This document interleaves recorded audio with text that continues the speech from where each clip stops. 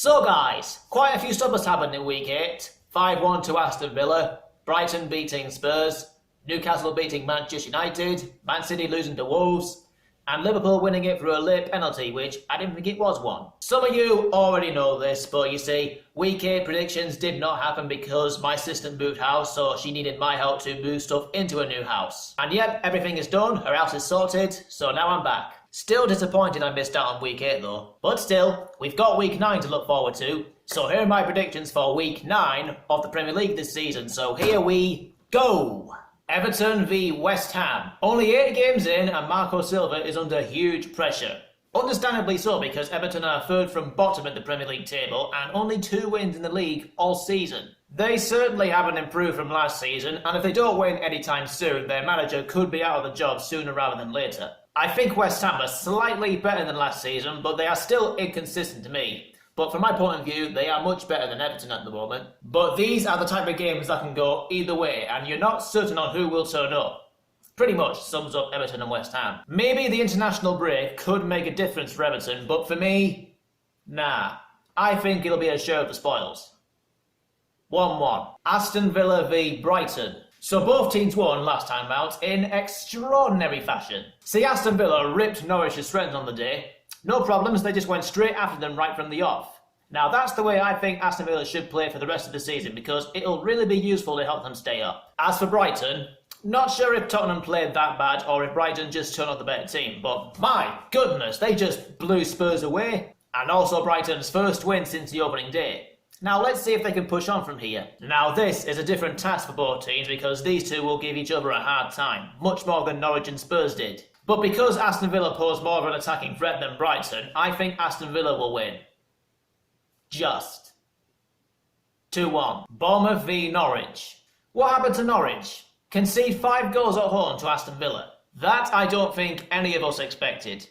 Ever since they beat Man City, Norwich have lost their last 3 games, and in all of them, they never seemed like getting a result. Now, I'd be worried for Norwich if I was them because this is relegation form. As for Bournemouth, pretty much an up and down season so far.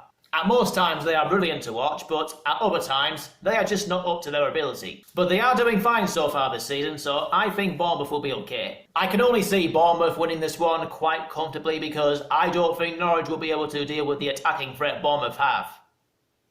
2-0 Bournemouth. Chelsea v Newcastle. Chelsea just seem to get better and better the more I see them play. But they are still a long way off from the level of Man City and Liverpool, but this season for Chelsea, it's all about getting that top 4 spot. So Newcastle picked up a thoroughly deserved win against Manchester United, but I still see them as a relegation threatened side, and there is still a lot of work to be done with this team. But for the manager Steve Bruce's, his teams often make it difficult for teams like Chelsea. In this game, even if Newcastle do try, I still think Chelsea are capable of finding a way to score because they have got a lot of young, talented players. So I think Chelsea will win 3-1. Leicester v Burnley. Leicester were very unlucky to lose to Liverpool. Really, I didn't think it was a penalty at all, I really didn't. I definitely think Leicester deserved more from that game. Burnley didn't have the best of games against Everton, but they were definitely the better side on the day. Burnley have been doing their homework on other teams' weaknesses recently, but Leicester, I think, will be too strong for them. With the players like Ndidi, Pereira, Vardy, Tielemans and Maddison,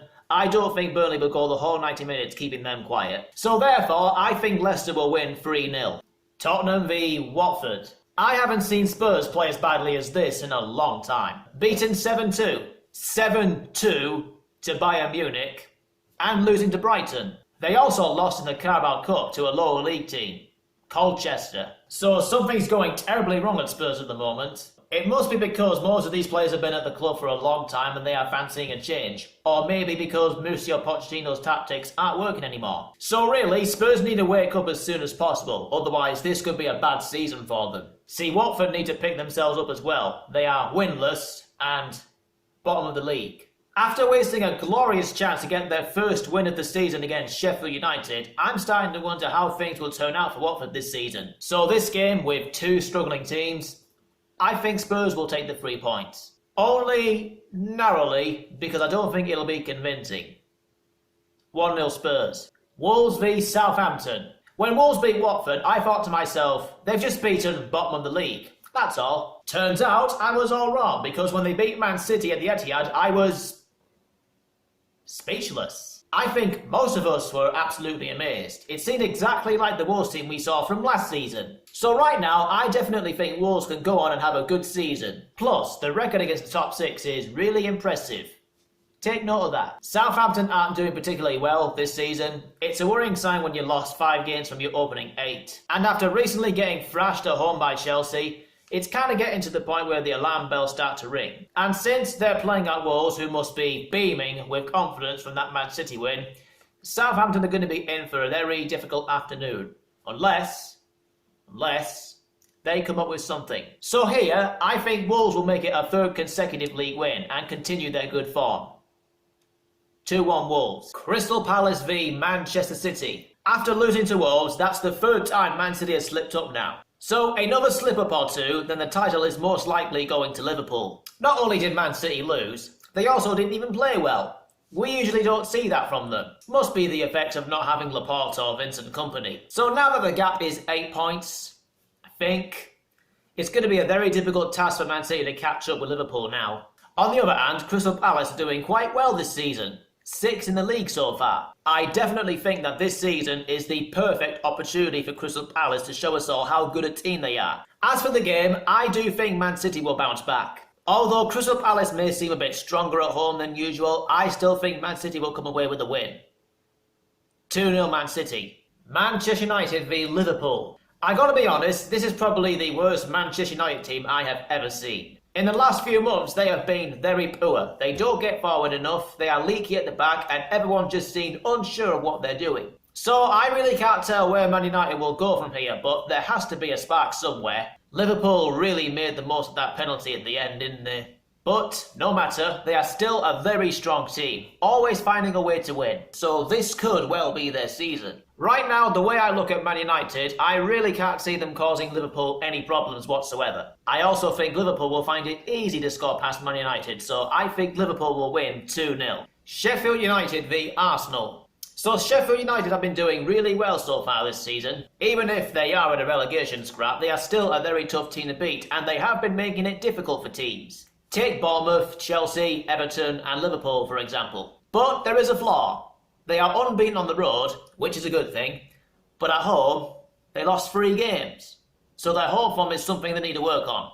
As for Arsenal, still a big chance of a top 4 spot, definitely, but they've got to play much better in their away games, especially in their home games in which they win, but they don't play well. So this is going to be a very hard game for Arsenal. They have weaknesses that Sheffield United are capable of exploiting. However, I think it'll end in a 1-1 draw.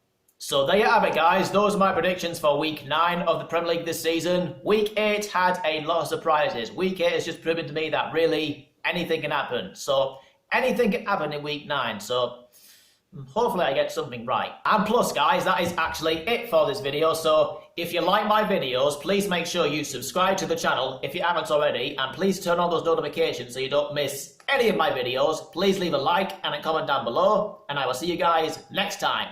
Peace!